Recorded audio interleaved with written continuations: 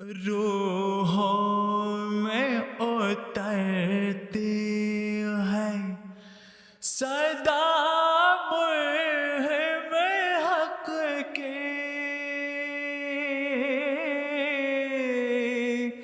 अल्लाह से बंदे को मिला देते हर रोज़े.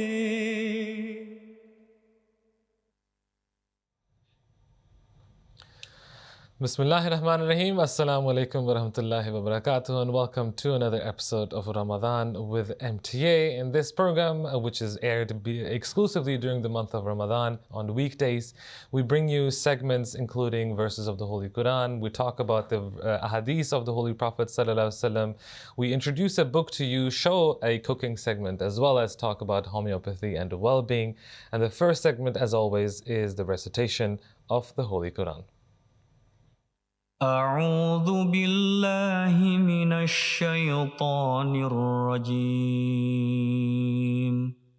بسم الله الرحمن الرحيم ويسألونك عن الروح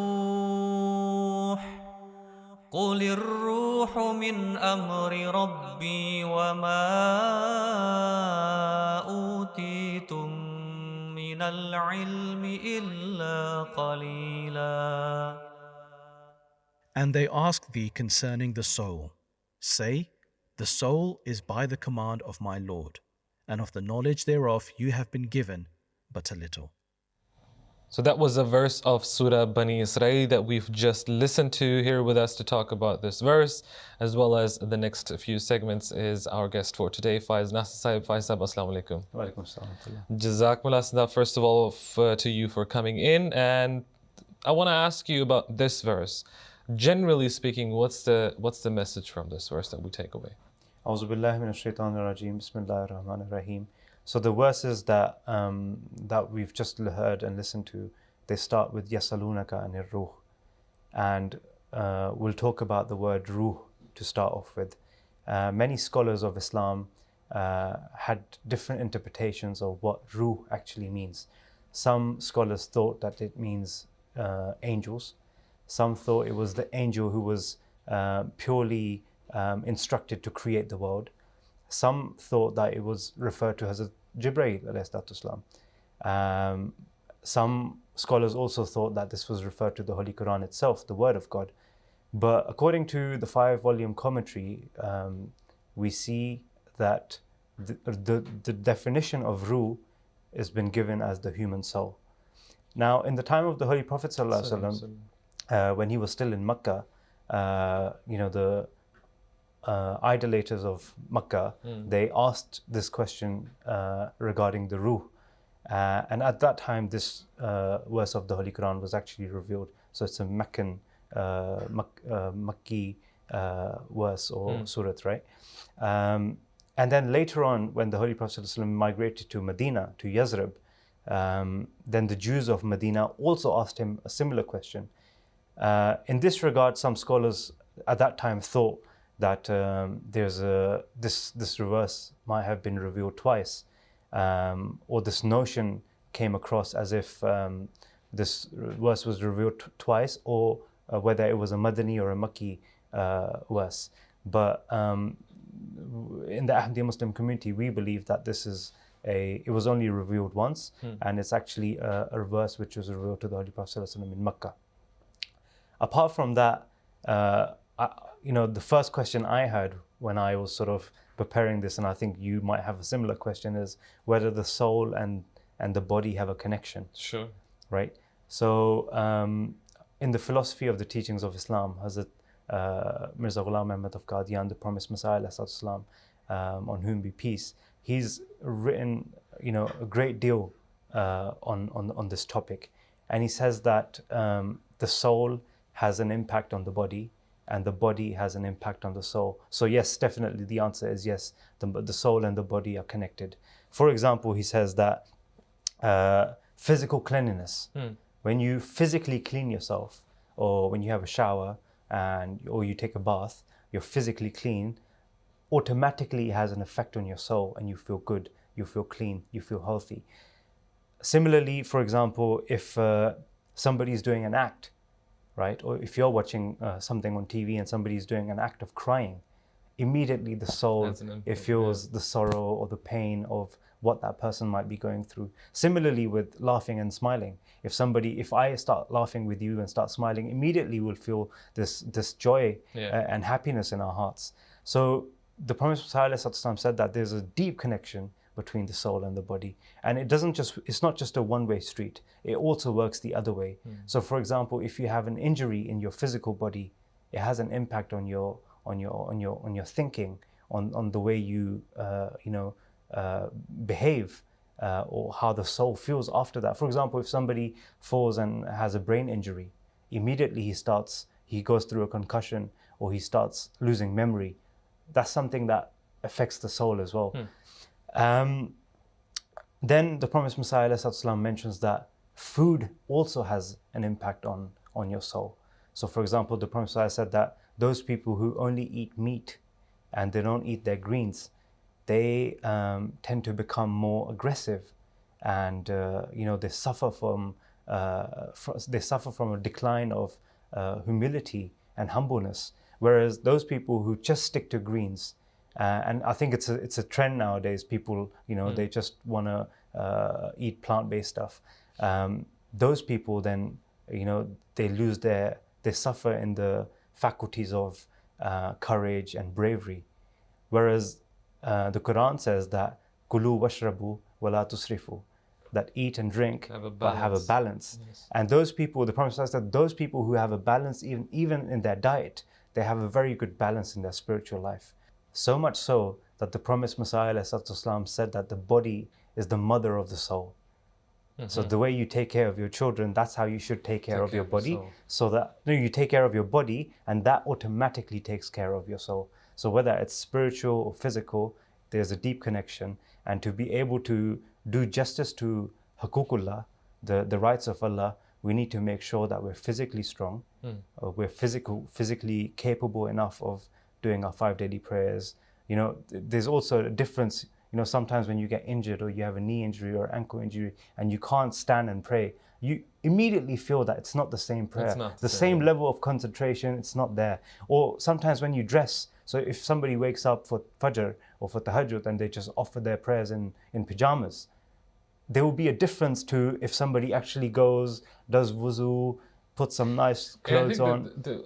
Sorry to cut you off there. No problem. The Prophet Messiah, the postures in the namaz that we have, the wuzu that we do, all of that has an impact on your spirituality, which is the reason why you can concentrate in namaz, have that focus in namaz and the different postures. And when you are in sajda, when you're closest to the ground, that's most humble posture there, you do that communication with God Almighty. That's when you are at your lowest, and you ask God Almighty and you beg Him basically for everything that you have. I mean, that's the highest, the closest you can be to Allah the Almighty. But the Prophet said, not only when you're praying, even when you're sleeping, eating, drinking, walking, talking, everything has an impact on your soul.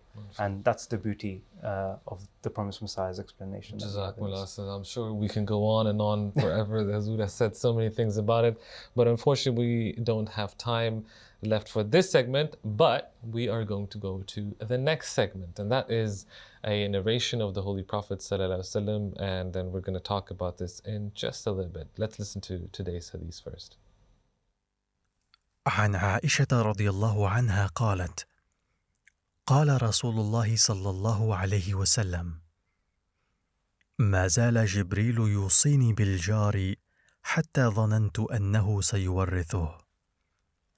Hazrat Aisha, may Allah be pleased with her, narrated that the Prophet of Allah, may peace and blessings of Allah be upon him, said, Gabriel recommended to me good treatment of the neighbor so often that I started thinking that he would perhaps declare him the heir and successor.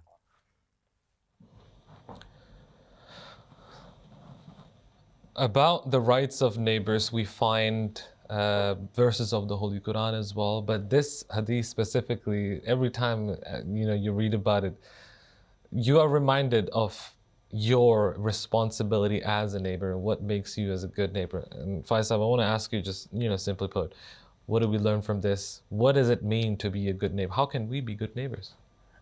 Neighbors are an important limb of the society, and we need to understand that one cannot be a good human being or a person of a good character if he is not good to his neighbor.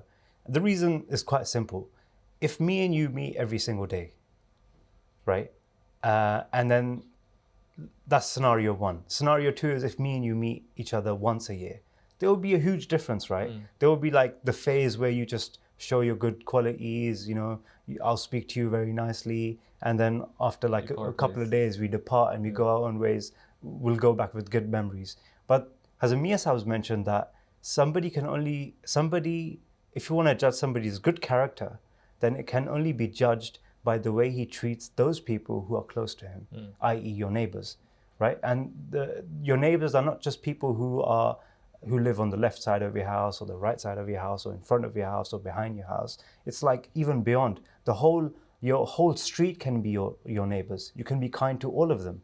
And as Amir Saab's mentioned, and I think I mentioned this in the previous program as well, that when you have a good relationship with your neighbor and he has a good relationship with his neighbor, it's sort of a chain reaction. Yeah, it's like a chain reaction. It's something that could start locally and it could have an impact globally. So it would lead from streets and roads to towns, from towns to cities, from cities to states, and then from states to countries. And then if we achieve this as humans, to have international global peace within countries, then all these conflicts that we're going through in this day and age, we would completely bypass them. They wouldn't even exist. But the first step is that as Muslims, it is our duty to be kind to our neighbor, to make sure that we take care of them. And the Holy Prophet ﷺ has shown us, not just through his oral example, he's also shown us through his practical example how much he took care of his neighbors. For example, there's a hadith, and the Holy Prophet ﷺ said that one whose neighbor goes to sleep hungry is not a believer. While you go to sleep with a full stomach. With a full stomach. In another hadith, it says that a person came to the Holy Prophet ﷺ and what's the best deed for me? The Holy Prophet ﷺ, go and take care of your neighbor. Wow. Right? Similarly, in other hadiths, we find that the Holy Prophet ﷺ, for example, in one hadith, I was reading that the Holy Prophet ﷺ used to pray to be safeguarded from evil neighbors. So he used to pray to Allah Ta'ala that whoever is going to be my neighbor, make them good. Make them among those people that I can have a good relationship with. Because he was so afraid. In this hadith, it's been emphasized that the Holy Prophet ﷺ says that Gabriel, he continuously and forcefully emphasized on this matter so much that the Holy Prophet ﷺ eventually thought that they're going to be inheritors of the property, right?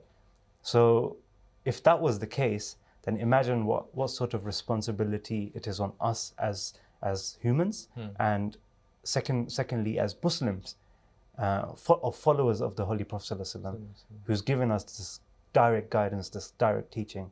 So during this blessed month of Ramadan, there's so many options that we can do. We make iftar on regular basis. Why don't we, if it's difficult and you can't do all of your neighbors at once, then at least one day after the other, start off slowly. Then you have and you don't have to just celebrate your festivals with them, like Eid or Ramadan. Even at the time of Christmas or when it's Easter, you can just go to their house and give them a nice bowl of rice or whatever you prepared at home, a sweet dish or dessert or something like that. And that's the sort of kind gesture that we need to do in our everyday life to be able to accomplish the grand teaching that is behind this. Sharing is caring. Sharing is caring. Jazakumullah for that, Faiz Sahib. We're going to move on to our next segment for today, and that is the cooking segment. And let's see what's cooking today. Assalamu alaikum. I'm going to cook the food from Burkina Faso. The name is peanut butter sauce, tege sauce. So this is the rice This is a fish, smoked fish with beef, with the tomato sauce, chicken boiled, and peanut, salt, and black pepper and seasoning. And I also have cabbage, carrot, onion, and garlic. These also are dege. We call that in Burkina Faso dege. This is whole milk, and this is condensed sweetened milk, and this is a dry raisin, and this is sour cream, yogurt, and the dege, we call that la rose blanche. I'm going to prepare the dege. So I washed it and then I put in the microwave. I had a little bit of butter, and then I'm going to add the dry raisin and then put it back in the microwave. Okay, I'm going to mix it. And then I'm going to put it back in the microwave for 3 minutes. So I'm going to mix them together. This is a yogurt. This is a sour cream. I'm going to mix it. The sweetened condensed milk. I'm going to add a little bit of whole milk.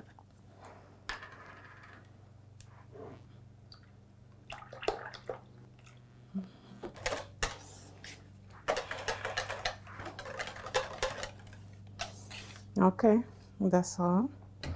And then I'm going to remove the dege in the microwave and let that cool down. And after that, I'll mix everything together. That's all. And then the dege is ready to be served. I'm going to make a sauce, dege, peanut butter sauce. So I'm going to cut the meat, the beef. The size can be like a medium size.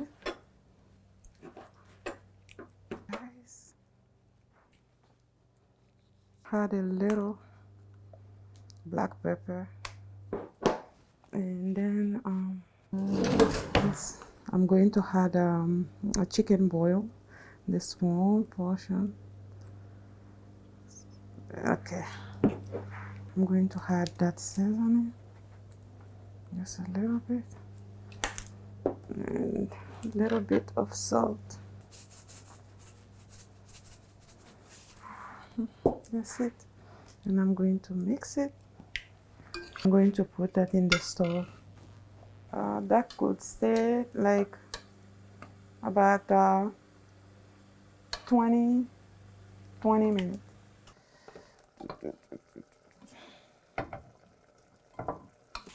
I'm going to fry the meat. Okay. That sauce is the juice of the meat. I'm gonna put in peanut butter sauce. I already washed the rice, so I'm going to stir it a little bit. Okay, be about 10 minutes or 15 minutes, and then I will come back and check again. I already have put the water in the pan, so I'm going to put the peanut butter.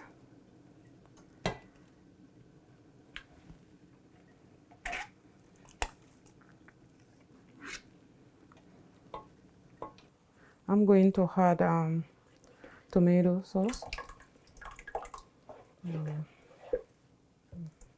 And I'm going to stir.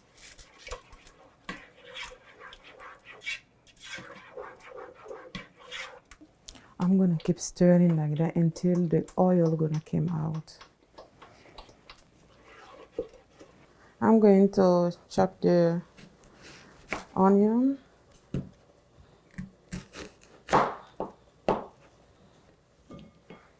And I'm going to chop the garlic.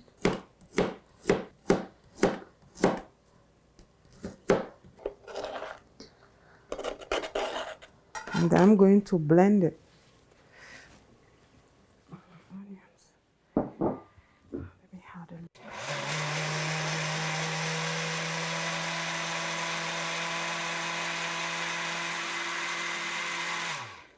I'm going to put it in there and stir it. I'm going to add a chicken boil, and then I'm going to add a black pepper. Okay. Now the oil is coming out. Peanut butter by himself, but I'm going to add the juice.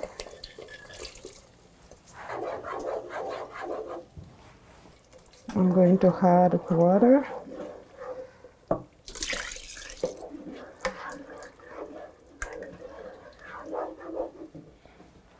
I'm going to add the smoked fish. I wash them.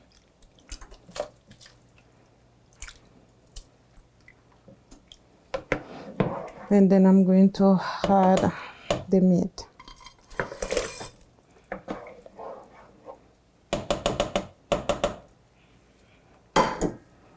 And that's it. I'm going to add the cabbage and the carrot.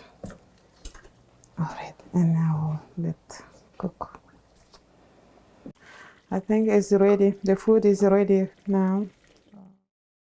I'm finished with cooking, making dege, the sour cream, and with the peanut butter sauce and the rice, the stew. I hope you enjoy it, and then you can cook that also at home. Jazakallah.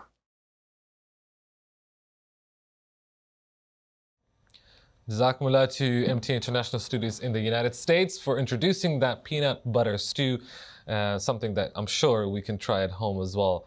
Looked very delicious, no doubt about that. And the next segment for today's program is the book segment. Fai Sahib, what book are we introducing today? So today we're going to talk about Haqiqatul Wahi, which is the philosophy of divine guidance. It is a book written by the Promised Messiah, ﷺ, the founder of the Ahmadiyya Muslim community. And he wrote this book in 1907.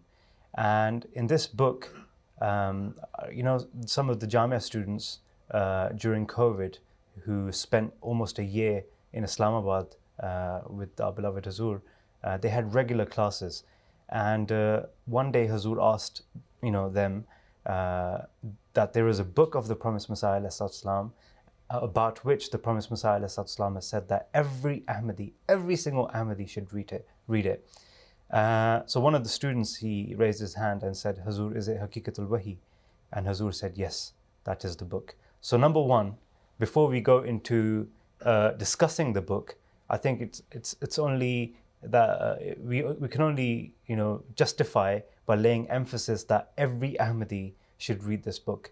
I've had the opportunity of reading it, and it leaves an amazing impact on your life. You see things differently. So therefore, I encourage everyone. It's the blessed month of Ramadan. I know the spirituality levels are up there right now. So for those who can and who have the time, I really encourage everyone to read this book. In this book, the Promised Messiah ﷺ talks about 3 different types of categories of people who claim that they receive revelation. And then the Promised Messiah also explains how we can judge which one is right to wrong, or those people who are actually saying the right thing and the revelation is true. Apart from that, the Promised Messiah ﷺ mentions prophecies of the Holy Prophet ﷺ, which have been fulfilled in this day and age. He mentions prophecies of other holy men, holy scriptures of other religions, and then he himself records he records his own signs as well of truthfulness in this book, which span over 25 years of his life. One very important point in this book is that the Promised Messiah ﷺ has emphasized that through this book you can prove the existence of God. And you can also prove that the promised Messiah ﷺ is the truthful Messiah. And he says that by saying that he was a nobody. At one point in Qadian, he was a nobody. And God, revealed something to him.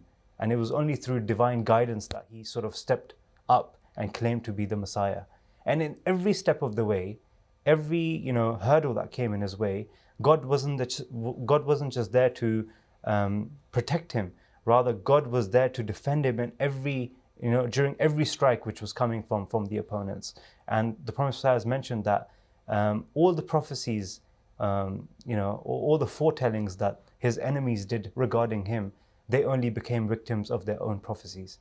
And God picked him up from nowhere, and he took him to that rank of prophet. So he took him to that highest rank that a man could ever go. And the last thing that I would like to mention is that the promised Messiah ﷺ also says that through this book, whoever reads this book, they will come to know that Islam is the truthful and the final religion of God. There is no other religion which is purer, finer, complete, perfect in any other way than Islam. And these are some of the points that the Prophet ﷺ has mentioned in this book. So again, back to my first point, square one, everyone should read this book. Definitely. And like a small summary like that doesn't do any justice to what the book itself contains. So therefore, it's only right that every Ahmadi reads it and understands for themselves what the essence is inside this book. Wonderful. Jazakumullah for that. This book, of course, it's written by the promised Messiah ﷺ. The Urdu version is available in the Ruhani Khazain set, which is also available online, but make sure that is a recent translation into the English language as well. I'm sure you will find other translations as well, but that translation is also available in the library section on Al-Islam. So as Faisal mentioned, make sure that you read it. It's gripping from the beginning till the very end. And that brings us to the next segment, homeopathy and well-being. Atiq Bhatti Sahib, our homeopathic consultant, is going to introduce one more segment for today's show. Let's see what he has to say.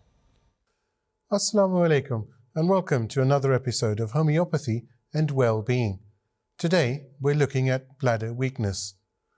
Symptoms of bladder weakness include involuntary urination, either during the day or perhaps at night, a general feeling of uneasiness within the bladder itself, and of course, the inability to control when one's bladder is full. Fortunately, within homeopathy itself, there are some very, very effective homeopathic medicines that one can use to bring about relief from this often troublesome, if not embarrassing, ailment.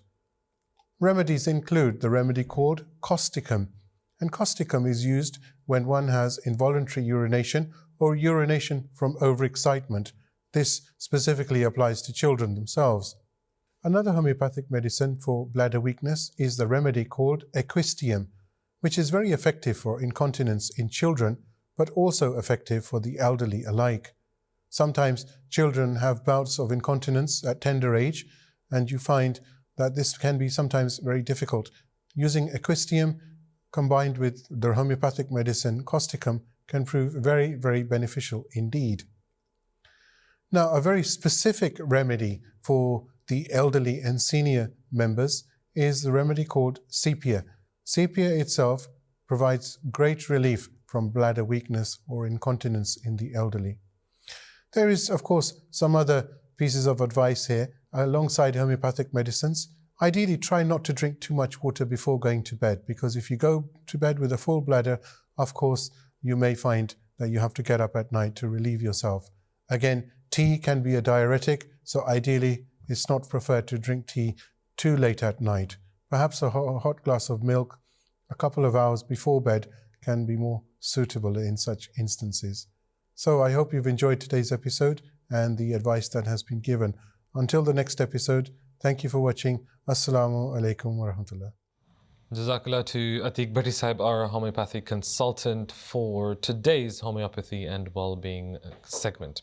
And that brings us to the end of today's program. Faiz Sahib, Jazakumullah Saza for your time. Thank you very much for answering some of the questions that we had for you. And also, Jazakumullah Saza to all of the viewers at home. And until next time, Assalamu alaikum.